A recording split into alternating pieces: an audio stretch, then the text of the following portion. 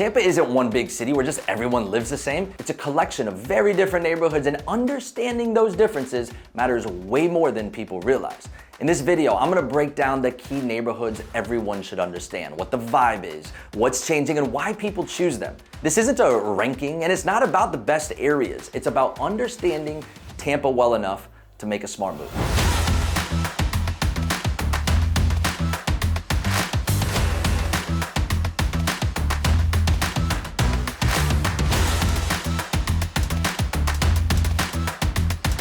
Before we jump into specific neighborhoods, you need a quick mental map of how Tampa actually works, because this is where a lot of the confusion starts. First thing to understand is that Tampa isn't just one city center with suburbs around it. It's a spread out metro made up of pockets that all function a little differently.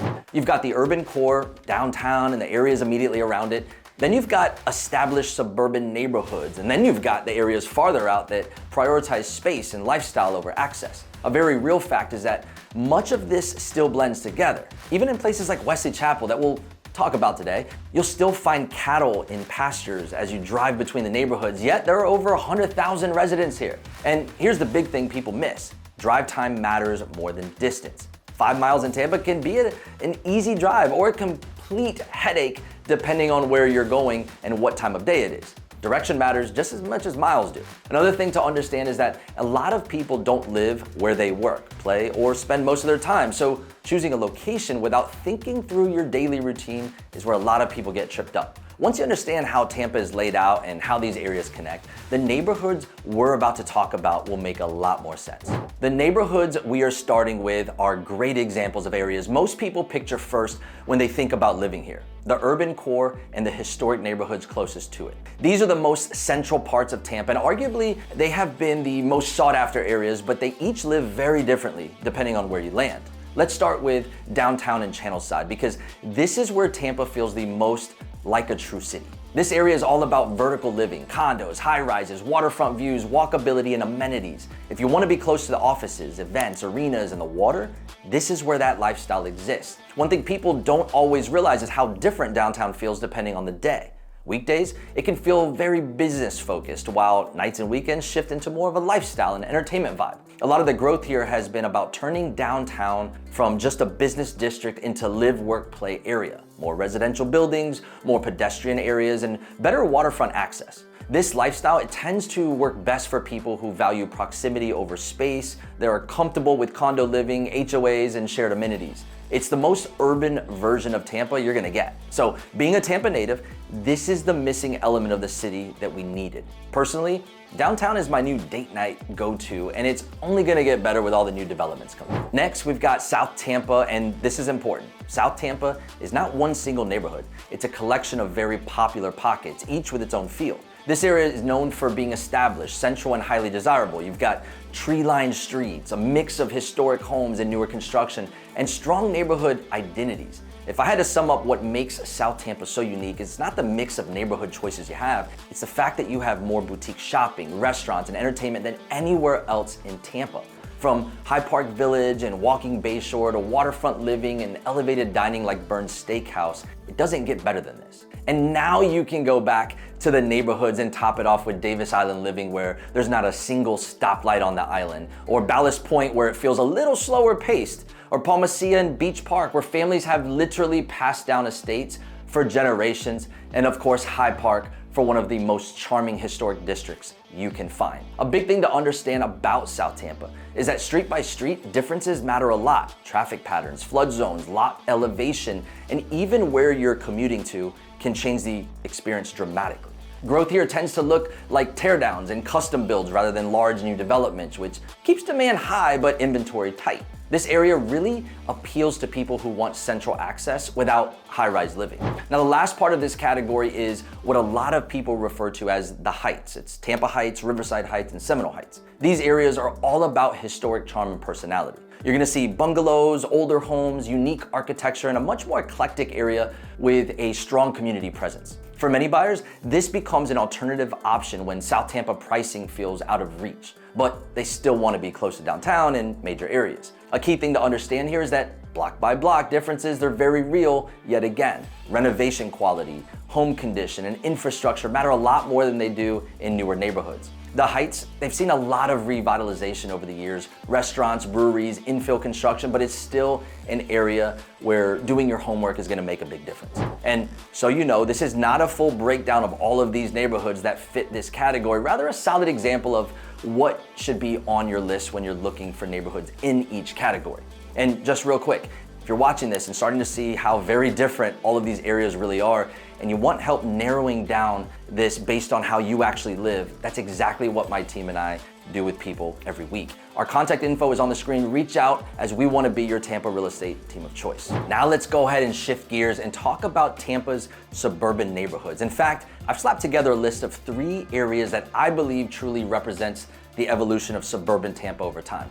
These are areas that prioritize livability, more space, easier routines, and neighborhoods that work well long-term without feeling fully disconnected from the rest of the city.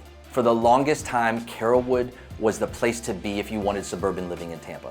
It really wore the crown for decades as the go-to suburb just outside the city limits. Carrollwood has always been known for being well-established, bigger lots, mature trees, and homes built in the 60s and 70s when space actually mattered.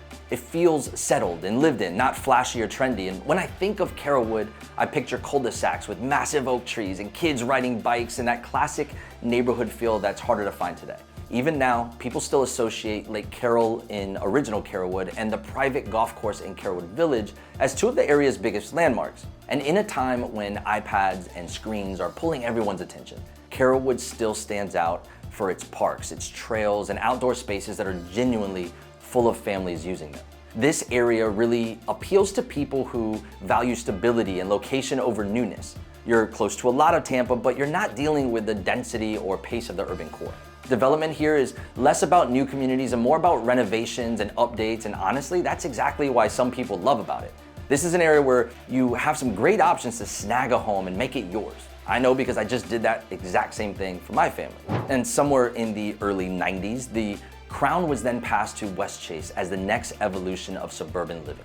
Westchase is very planned and intentional: sidewalks, parks, community centers, and neighborhoods that were designed to feel cohesive. Even though it's been around for decades, it still feels polished and well put together. The golf course is great, but the parks, the playgrounds, and honestly, the Westchase Town Center is what families love. It's this mini old-fashioned downtown strip with cafes, dining, and shopping that's perfect for residents to just pull up on a bike or with golf carts to enjoy. Add in top-rated schools, and no wonder Niche.com has ranked Westchase as the #1 suburb in Florida. And then there's Wesley Chapel, which is really the new king of suburban growth located north of Tampa. Wesley Chapel is all about newness and scale. Master plan communities, new homes, newer schools, newer shopping. Everything is being built together, which creates a very self-contained lifestyle. I remember when this area was just a Waffle House and a Blockbuster, and now it's the hottest thing since sliced bread. No, really. It has all of the shopping, dining, and entertainment on top of tons of new development happening. And when someone asks, what's the happening suburb? Well, Wesley Chapel is it. For someone looking to move to Wesley Chapel, just know this is not the sleepy suburb. This area is bringing the energy and building everything from national headline communities to becoming Tampa's next medical hub. This tells me it will be a true live-work-play scenario for many, with the option to get to downtown reasonably easy via 275. Now, I have to stop and ask you because I am curious. As you're watching this, which type of area are you leaning towards so far? Are you more drawn to the urban and central areas, the balanced suburbs we just talked about, or are you already thinking about more space and a slower pace? Keep that in mind as we move into the last category. So, here we are with the last category. These are the areas where people are intentionally choosing more space, privacy, and a slower pace of life. This is for the people who don't mind driving a little more if it means their day-to-day feels calmer, quieter, and more spread out. So let's start with Lithia and Fishhawk, because this is a very specific type of lifestyle. This area is not about land, it's about structure. Fishhawk is one of the most well-known master plan communities in the Tampa area, and it's been established long enough to feel complete. When Newland developers created Fishhawk, they built it with families and the outdoors just kind of blending, and they had all that in mind, adding trails, pools, parks, schools, community events. Everything was built with intent. When you first visit Fishhawk, it feels, well, out there, but that's because it is. But go ahead and ask anyone that lives in Fishhawk and they will tell you it's the best community and they wouldn't change a thing. Growth here is slower compared to places like Wesley Chapel, and that's actually part of the appeal. It's stable, it's proven, and it attracts people who want an upscale suburban lifestyle without the chaos of constant construction. Now, let's turn it up a notch with Odessa and Keystone, because this is a completely different mindset. This is where people go when land, privacy, and separation matters more than amenities and convenience. You're looking at larger lots, custom homes, gated communities, and a much quieter pace of life. Sure, you get Starkey Ranch, which is basically the poster child of mega master plan communities, but areas like Keystone and the one-offs are where the real appeal is. Odessa and the Keystone area are where you will find luxury lakefront living, and there are tons to choose from. This is where you can have some land and a spot to park your RV, but just know it won't come cheap. Being just 25 to 30 minutes north of the city, it's easy to get to the airport and more, and this is the real appeal. Easy access, but far enough where you create your own sense of living. There's not a town center, there's not a main strip, and that's the point. Life here revolves around your home, not the neighborhood. Development in these areas is slow and intentional. There's limited land, and most of what gets built is custom or high-end, which keeps this area feeling exclusive. And then there's Lutz, which, in my opinion, is one of the most interesting areas because it sits right in the middle of everything we just talked about. Lutz gives you options. You can find larger lots, established neighborhoods, newer homes, and even some land without going fully rural or fully master planned. It doesn't feel as structured as Wesley Chapel, and it's not as isolated as Odessa. That balance is exactly why people end up here once they really understand the map. I lived in Lutz, specifically in the community of Cheval from 2016 to 18, and I'll tell you, an exclusive community like this hits it on the head for many people, but then there's the person that might want land. My sister recently purchased about 2.5 acres and loves what she found in Lutz. This new life for her and her family is exactly what they needed. Lutz is that perfect middle ground where you have options. You really won't find many new construction neighborhoods here, but just about everything else. So now that you've seen the full spectrum, urban, suburban, and space-focused, the real question becomes, how do you actually use this information without getting overwhelmed? So here's my suggestion on what to do next. Don't get stuck trying to pick the perfect neighborhood right away. Use this as a way to narrow the city down based on how you actually live, not just what just sounds cool on paper. Tampa works best when your location supports your routine, where you work, how often you go out, whether space or convenience matters more. Those things matter way more than a neighborhood name. And if you want help talking through this and narrowing things down, that's exactly what my real estate team and I help people do every day. All of our contact info is below, so if you need help, reach out, call, text, shoot us an email, all of it works. And if you're here now and want to see more neighborhood content, I'll drop a few playlists for you right here on the screen that'll walk you through some of the top neighborhoods and what it's really like to live in Tampa, Florida. As always, thank you for watching, and I'll catch you on the next one. Woo!